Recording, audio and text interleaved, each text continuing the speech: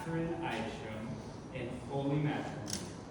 This is a day of great celebration and reverence, on which we come together before God to recognize and commemorate the sacred love and dedication shared between these two beautiful people. It is wonderful to have family and friends here to join us today.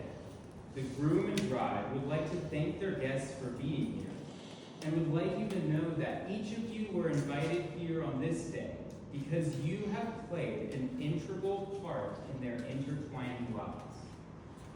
As the Bible reminds us in Corinthians, love is patient, love is kind. It does not envy, it does not boast. It is not proud, it is not rude. It is not self-seeking, it is not easily angered. It keeps no record of wrongs. Love does not delight in evil, but rejoices with the truth. It always protects, always trusts, always hopes, and always perseveres. Love never fails.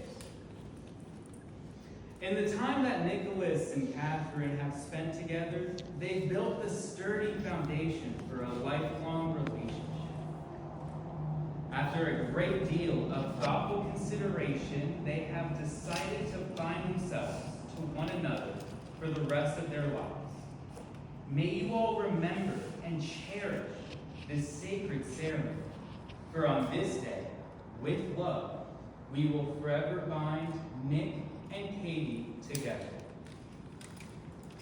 If there is anyone in attendance who has cause to believe that this couple should not be joined in marriage, you may speak now or forever hold your peace. I'll allow it. Esteemed guests, marriage is a sacred ceremony. Today we observe the union of these two people with the respect the occasion warrants. What we honor with reverence, however, we also celebrate with great joy. For married life, a shared life, is a tremendous blessing. Now, as Nick and Katie embark on this journey together, they will be able to nurture a love that makes each of them better versions of themselves. Marriage is, indeed, the perfect garden from which to sow and harvest personal growth. Nick and Kate learn to work together, to laugh together, and to love together. Do not get caught up in worldly things that will draw you apart. Instead, focus on your shared devotion and turn inward.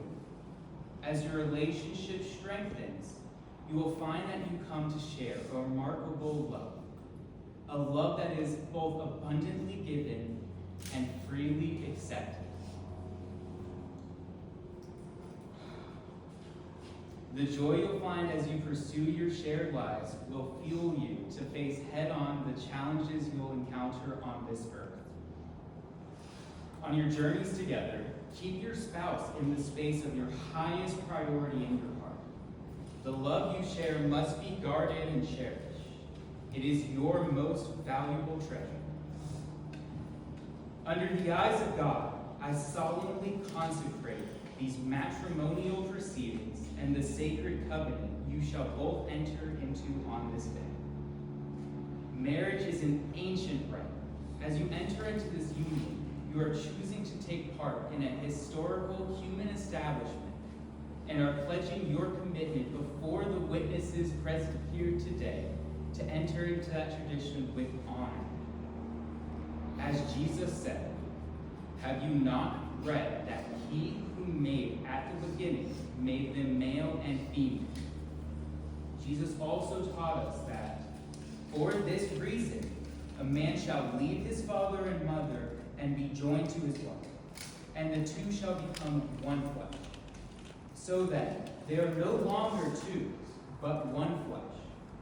Therefore, what God has joined together, let not man separate.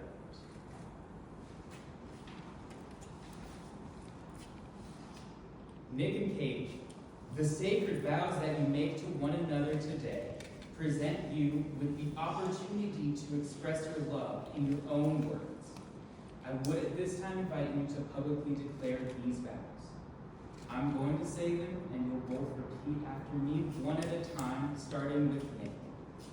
I, Nick, take you, Catherine, for my lawfully wedded wife, to have and to hold, from this day forward, for better or worse, for richer or poorer, I promise to be true to you in good times and in bad, in sickness and in health. I will love you and honor you all the days of my life, until death do us part. This is my solemn vow. Catherine, now repeat after me. I, Kate, take you, Nicholas, for my lawfully wedded husband, to have and to hold, from this day forward, for better or worse, for richer or poorer. I promise to be true to you in good times and in bad, in sickness and in health. I will love you and honor you all the days of my life, until death do us part. This is my solemn vow. Katie, give the flowers to your mom and join hands with me.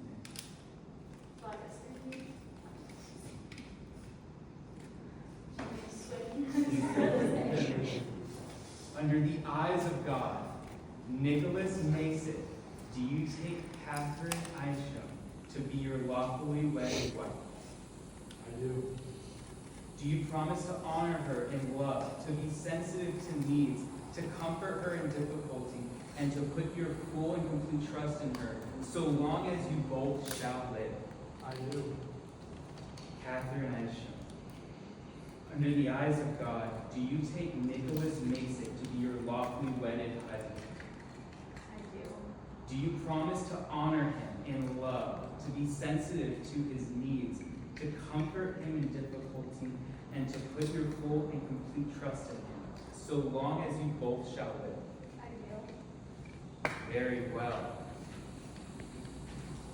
To commemorate this union, you may now exchange rings. The circle formed by each ring will symbolize your eternal love and commitment to one another.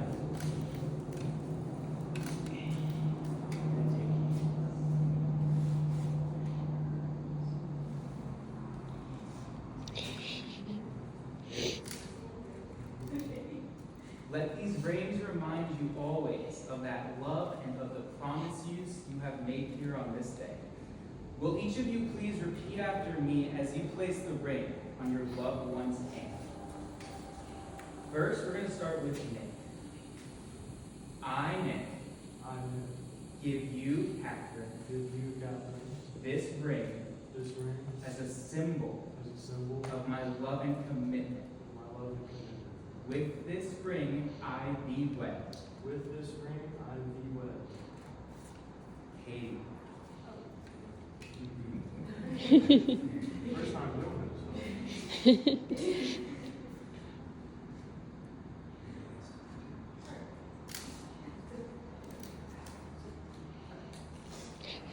Now, Katie. I, Katie, give you, Nicholas, this ring as a symbol